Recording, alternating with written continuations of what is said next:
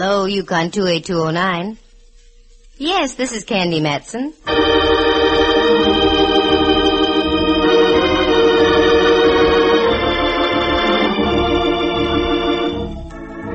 Did you ever know a girl private detective? Perhaps not. They're pretty rare. Well, we've got one. Candy Matson is the name. And she's both pretty and rare. Figure, she picks up where Miss America leaves off. Clothes, she makes a peasant dress look like opening night at the opera. Hair, blonde, of course. And eyes, just the right shade of blue to match the hair. You're expecting more? All right, let's meet her. She's on the phone now, in her penthouse on Telegraph Hill in San Francisco. Hello, Candy Matson. Well, bless my ever-loving little old serial number, Candy Matson. Watch out how you go tossing your serial number around, Pally. Who is this? Candy, hope you remember me. This is Sergeant Kenley down at Fort Ord. Kenley the Galan, the GI who filled my slipper with beer and drank it. That's me, the poor man's Diamond Jim Brady. Sure, I remember you. I met you when I was down at Fort Ord with the USO. What's on your mind, Kenley? Wait a minute, I'll put it this way. What's new? Oh, like this is new. We're having a big shindig at the Senior Non-Commissioned Officers Club tomorrow night. You were elected as the girl most likely. Finish the sentence. Okay, as the girl most likely to be the queen of our ball. Oh, Kenley, you mad lad. I'd adore it. But what would I do for a chaperone? Oh, what? Don't play dull. You heard me. Oh, sure. Well, why don't you bring your mother? Wonderful idea. And I know just the fellow. Roger, Kenley. I'll report to the orderly room sometime tomorrow afternoon at Fort Ord.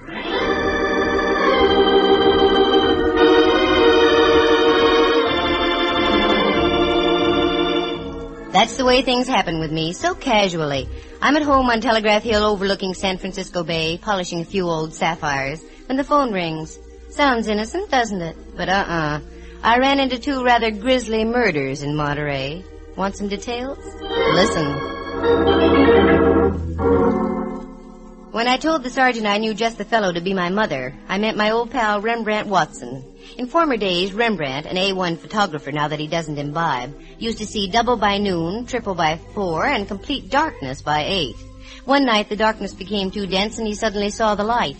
That's when he threw all his bottles out the window. Of course, he was arrested for disturbing the peace, but he hasn't touched a drop since.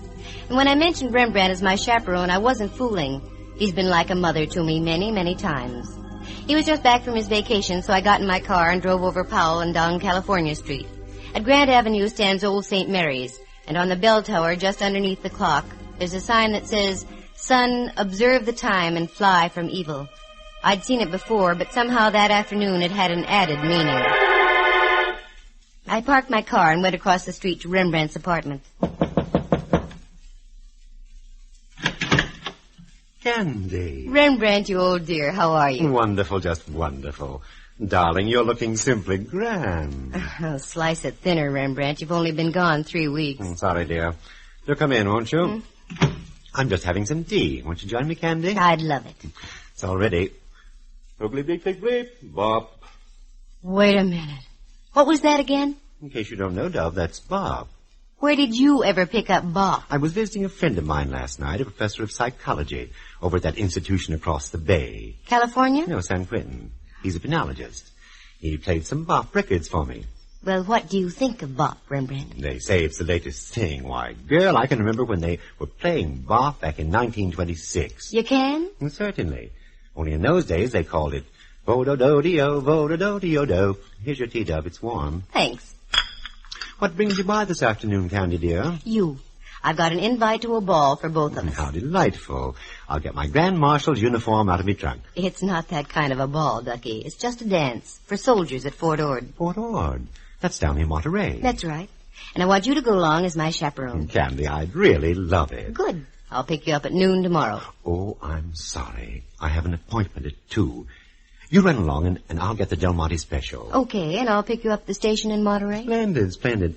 Oh, by the way, dear, I'm just a little... Oh, sure. Here, take 20. Oh, no, not that much, Candy. No. Yourself, I insist. Oh, I'm so glad you're firm about these things. Thanks ever so much. Not at all. Thanks for the tea, Rembrandt. I'll see you in Monterey.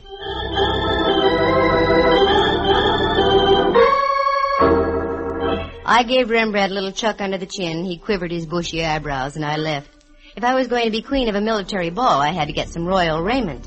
I picked up a mantilla and a strapless evening gown you had to hold up by sheer concentration and deep breathing. Then I had a quiet dinner for one, please, James, and went home and climbed aboard the Dream Express quite early. When I woke up, I had the nasty feeling that I had something to do. Then I remembered. I had a date that evening with Mallard. That's Inspector Ray Mallard of San Francisco Homicide. The nomenclature reads 6'2", weight 190, nice features. Smart guy when it comes to solving a crime, but when it comes to talking about us and the future, he freezes up completely. I got dressed and whipped down to the Hall of Justice on Kearny Street. Well, Candy, how's Telegraph Hill's greatest lady detective? At the moment, Mallard, dear, I'm just between detectives. Kind of slow, huh? No, not slow. I just wrapped up a case. Now I want to take it easy for a few days. I've got news for you, Candy. Such as like what? Such as like I can't keep our date for tonight. Oh, Mallard, I'd been counting on it. I know, Candy. I'm sure sorry. But how did I know this guy was going to do what he did out in the Taraval district? Playing straight, I say. What did the guy do out in the Taraval district? He parlayed a sudden impulse into a seat in the gas chamber. How so? He done in his old lady. Mallard, don't talk like that.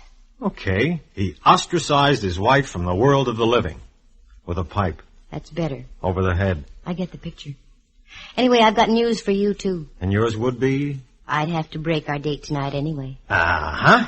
I just knew I was going to get stood up. And tonight's the night that Tex Acuff is playing in Loves of Laredo. Candy, it's Acuff's best movie. Acuff will just have to keep his chin up. You're busy in the Taraval, and I've got to be at a dance at the NCO club at Fort Ord. Oh, that's right. I am busy tonight. So you're going to Fort Ord, huh? Mm-hmm. Weren't you there a couple of times during the war? That's right. With the USO. That same sergeant still there? The same sergeant. He's the one who asked me tonight. Now, this calls for drastic action. Come here, Candy. Mallard.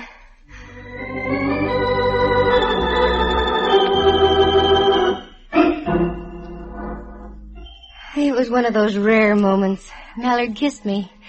Part of me floated out of his office. Then part of me floated back in and picked up the rest of me.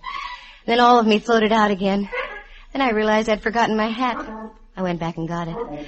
Then I saw I didn't have my purse. I went back and got that. Keep this up and you won't even get past Market Street, let alone to Fort Ord.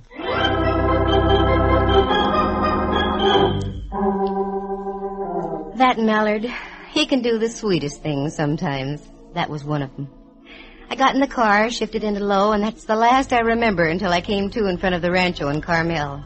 Obviously, one kiss from Mallard was better than a tank full of 100-proof octane. I registered, got a cabana out and back, showered, changed, and drove back into town. The drive down must have been dusty because I was extremely dry.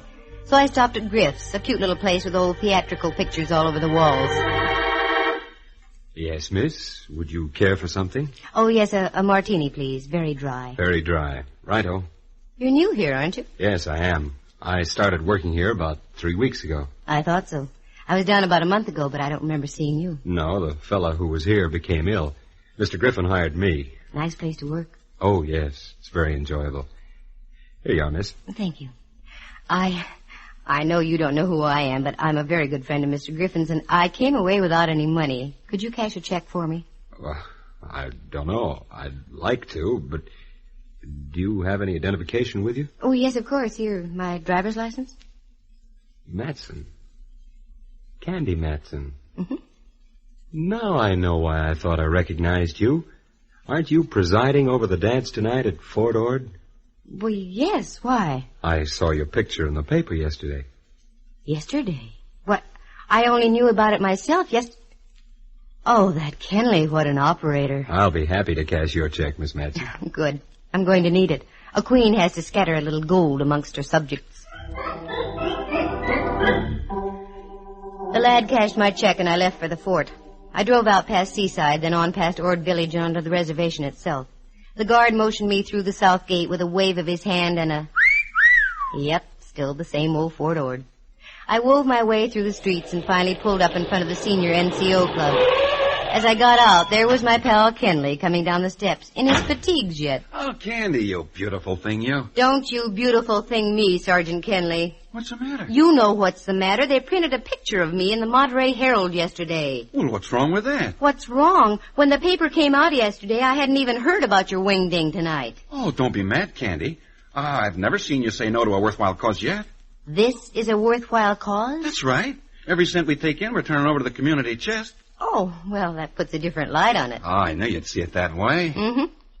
Wait a minute. You don't charge for these NCO dances. How are you getting any proceeds out of it? Oh, I didn't tell you, did I? Every half hour we're having a raffle. The highest bidder gets a free dance. With you. Oh, that Kenley. Well, it was getting dark, and the Del Monte special with Rembrandt aboard would soon be pulling in. So I went back to Monterey. All of a sudden, I decided to play games. About a mile from town, the train stops at Del Monte itself. I thought it might be cute if I went back, got on the train there, and met Rembrandt that way.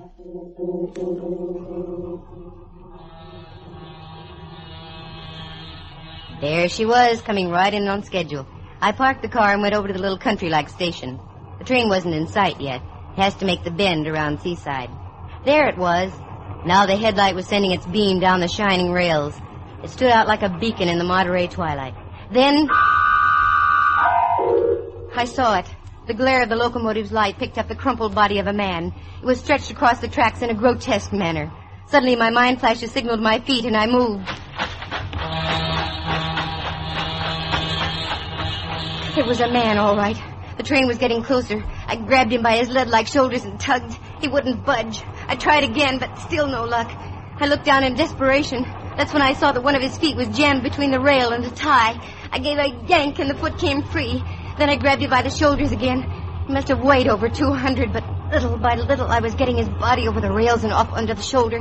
Finally I made it, just as the Del Monte rolled by.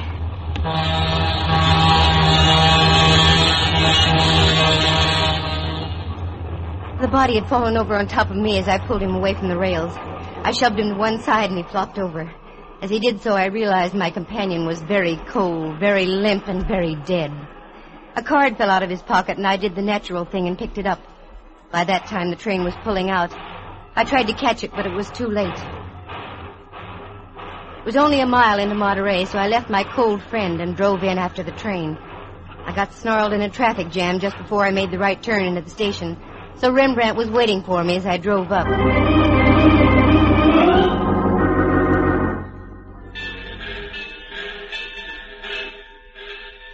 Dove, how nice of you, right on time. Never mind the salutations. Come on, we've got work to do. Don't tell me I'm supposed to take your place at the ball tonight. No.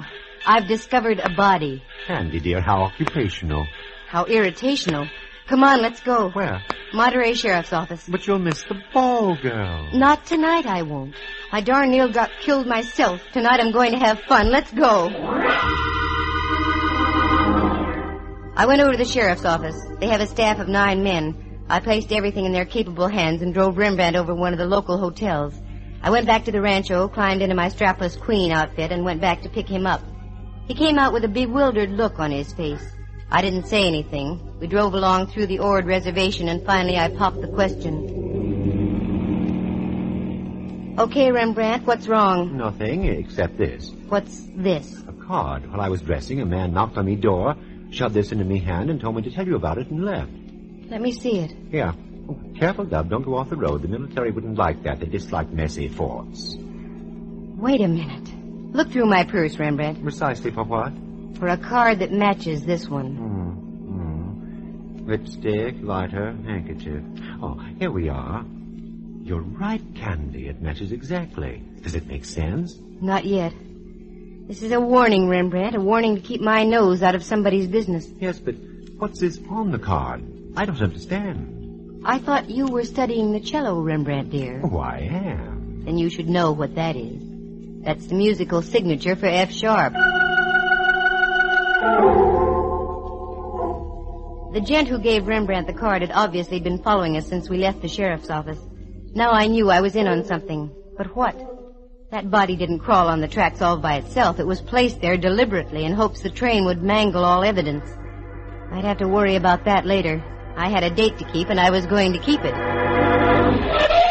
Once again, I pulled up in front of the Senior Non-Commissioned Officers Club. Rembrandt helped me out, and we went in.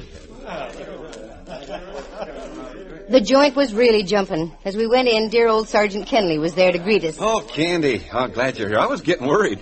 Ha, ha, ha. He's worried. Yes. Ha, ha, ha. Ha, ha, ha. I don't get it. That's all right, Sergeant. Kenley, I want you to know Rembrandt Watson, my chaperone this evening. You're...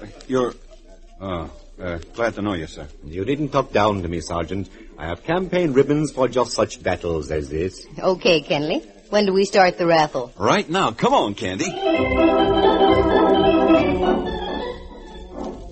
If ever a girl gave her all for the Army, that was I. I danced until my insteps had insteps. Going on toward midnight, they started another raffle. A dark-looking sergeant bid $6, and I was to dance with him. Rembrandt was fighting the Boxer Rebellion all over again with some top kick, so I was stuck, but good. Miss Matson, that was my last $6. You shouldn't have done it, Sergeant. Oh, it was worth it. But if you don't mind, I'd rather not dance. Sergeant, for those kind words, I make you a lieutenant. No, thanks. I'd rather be a sergeant. But would you mind walking outside on the terrace? It's awfully stuffy in here. Sergeant, it would be a pleasure, believe me. We went outside. The night was strictly moderate, sparkling with stars, not warm, not cold, and a slight smell of sardines in the air. That's good. That meant the canneries were working. But speaking of the smell of fish... Let's go this way, shall we? Why? There's a beautiful view of the entire bay from over here. Look, Sergeant, I only came down here to dance... I said come with me. What? You're hurting my arm. Now, wait just a minute, Sergeant. No, you wait, Candy Matson. I know who you are. You had to come down here where you weren't wanted. You don't seem to understand that I was... You had to go find a body on the tracks, and you ended up with 2 cards that were identical, didn't you? Give me those 2 cards. I haven't got them. Don't give me that. Where are they? I don't know what you're talking about. I haven't got any cards. Okay, sister, you asked for it.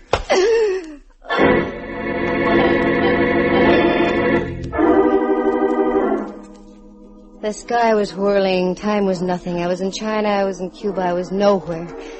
Suddenly things came into focus. I was out in back of the club, and Rembrandt and half a dozen GIs were standing over me. There, Ducky. You're going to be all right. What happened? I got slugged, that's what happened. And the rat only bid $6 for the privilege. How do you feel, Dow? Terrible. Oh, Kenny, I feel terrible, too. I don't know how this could have happened. Hi, Kenley. Oh, my head. Oh, gee, I just can't apologize enough. That's all right. I came down here to be queen of the ball. I got crowned, didn't I? I thanked Sergeant Kenley for the party. It was a nice affair. After all, it was no fault of the NCO club or Fort Ord that I got rapped over the head. So I got Rembrandt in the car, and we drove back into Carmel. Rembrandt was quite concerned. He suggested that we stop and I have a touch of brandy. I didn't argue. We went into Griff's. Good evening. You wish something? Yes, please. Brandy for the lady. Lemon Coke for me. Brandy and... what was that again? A glass of water. A glass of water, yeah. Hold it. You weren't here this afternoon. No, I work the evening shift. Frankie's here during the afternoon. Frankie? That's right. Frankie Sharp. That's when Roman candles went off and bells started to ring. Thinking back to the afternoon, the guy who cashed my check had one slight characteristic. I remembered as he handed me the money, his cufflinks were stamped musically, F sharp. I must have had a funny look on my face because Rembrandt spoke. What's the matter, dear?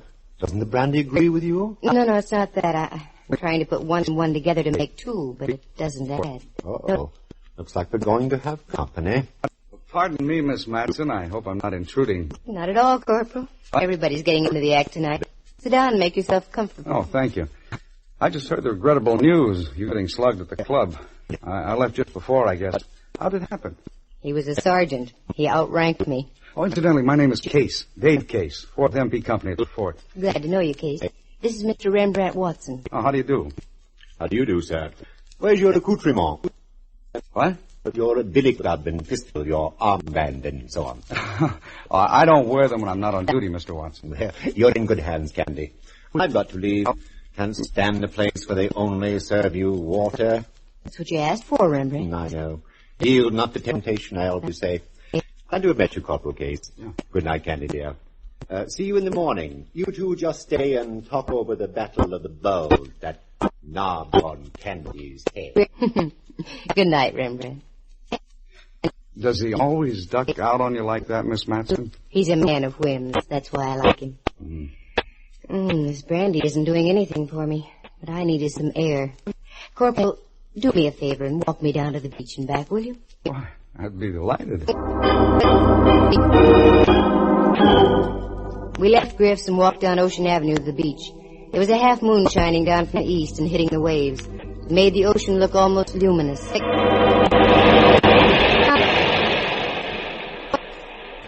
Feel a little better, Miss Matson? Yes. I wonder what that character hit me with. Come on, Corporal. Let's go along the beach a little way. Aren't you cold? No, this is fine. Wait. Wait a minute, Case. What? Down there. Right at the water's edge. Looks like the body of a man. Why, you're right. Let's go.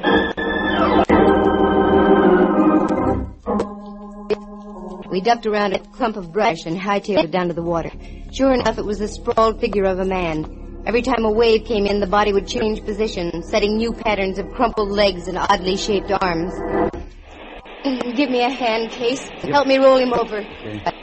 Okay. Hey, look at this. What, Miss Matson? Do you know who this joker is? This is the lad who flattened my skull at the dance tonight. Yeah, I'll bet he's awfully sorry he did it now. He's quite dead.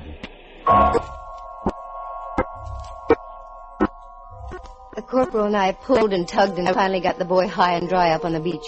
Then we ran up to my cabin. Operator. They must have closed the switchboard for tonight. Well, you wait here, Miss Matson. I'll run up into town. There's usually a prowl car there at this hour. Okay, but hurry, Corporal. Case slammed out the door and I was left alone. I walked over to the cabinet, got a cigarette and lit it. Thoughts were going through my head like a roulette wheel, but none of the thoughts were dropping in the right slot. Then suddenly... Did you ever get the feeling you weren't alone? That a pair of eyes was watching your every move? I wheeled around. There he was, standing over by the closet door. Good evening. My bartender friend of the afternoon. Enjoying your cigarette, Miss Matson? Yes. Yes, I am, Mr. Sharp. Fine. Drag on it. Drag deeply. The last drag always tastes the best. What's on your mind? You've been on my mind ever since you pulled that body off the tracks this evening. Was that one of your jobs? Oh, yes. Hadn't you surmised by my musical signature? Wasn't that being rather dramatic? I don't think so. All great artists sign their work. Why shouldn't I? I came here to paint. But they only laughed at me. Jeered. So I decided to paint in a different manner. It was beginning to pay dividends, too. But you and the others, you had to spoil it. I could have been big. Do you understand? I could have owned this whole country. Oh, no, Frankie. You leave too many of your cards around. Recognition. There has to be recognition for everything done in this world. Look. Here. I've got another F-sharp card, Miss Matson. So I see. I made it especially for you. About an hour ago. Is that when you held your pal's head under the surf down there on the beach? Shortly after, yes. And now I shall have to work fast, won't I? Your corporal friend with the muscles will be returning with the police. Over there against the wall, Miss Matson. You can't get away with this, Frankie. I think I can. You see, everything I touch must either live or die. In your case, it's too late for the former. So die you must. Corporal! Get back, Miss Matson. This guy's nuts. Looks like I'll have to add another. Oh, Corporal, you all right? just got me on the shoulder. All right, Mac. Try this. Hang on to his gun arm, Case. I'll try to get him with this lamp. Never mind that. He's going to drop that gun right now. Oh! Quick, Corporal, down the hall. You better hold it sharp. I'm warning you. Okay, you asked for it. Oh.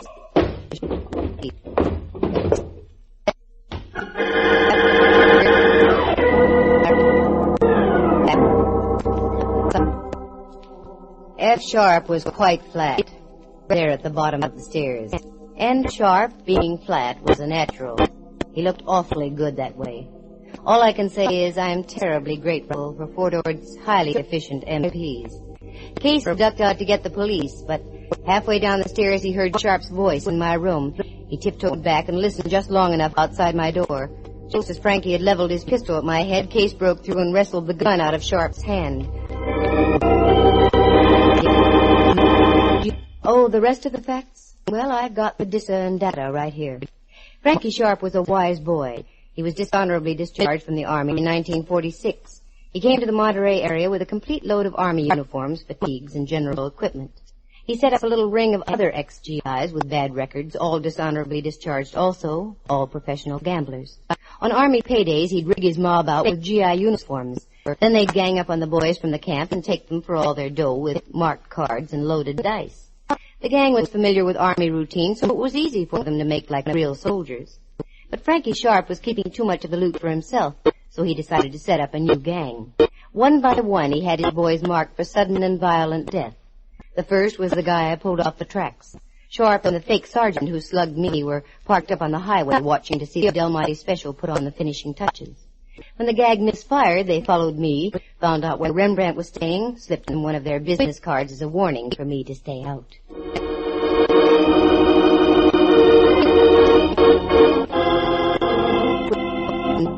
But the fake sergeant turned chicken. He didn't want those F-sharp notes all over the area. So he came out to the NCO club, bopped me over the head, and got them back. When he returned, Frankie knew the fat was in the fire and that the time to strike was then. So he took his pal down to the beach, gave him a finger wave and a permanent, the kind you don't wake up from. Then he went back to my cottage to wait for me. Sharp was his own undoing. The poor guy was a megalomaniac and insisted on signing his works of art. His greatest masterpiece, though, was one he autographed. It was called Picture of a Corpse at the Bottom of a Stairway. Because when we went down to look at his body, he still had his own F-sharp card clutched in his rigid fingers. Corporal Case? Good boy. He's been studying criminology with the United States Armed Forces Institute. He was discharged about a month later, and because of his considerable amount of gray matter, was promised the first opening with the Monterey Sheriff's Office. Ah, me, it's beautiful around Monterey and Carmel. The soft ocean, the gently rising knolls, especially the one on my head. That's the last time I'm going to be queen of a ball.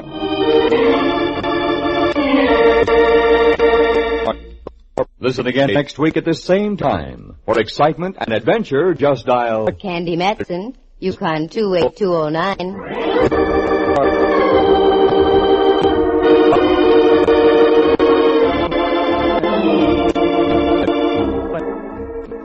Heard tonight were John Grover as Sergeant Kenley, Lou Tobin as the pseudo-sergeant, Kurt Martell as Corporal David Case, and Jerry Walter as Frankie Sharp.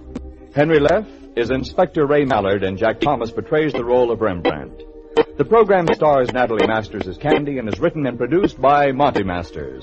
Eloise Rowan was at the organ, and sound effects were created by Bill Brownell and Jay Rendon. Corporal David C. Case is an actual person.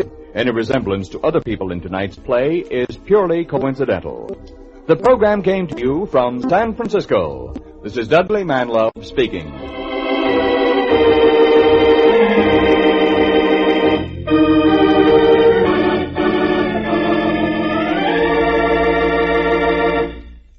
You are tuned for the stars on NBC.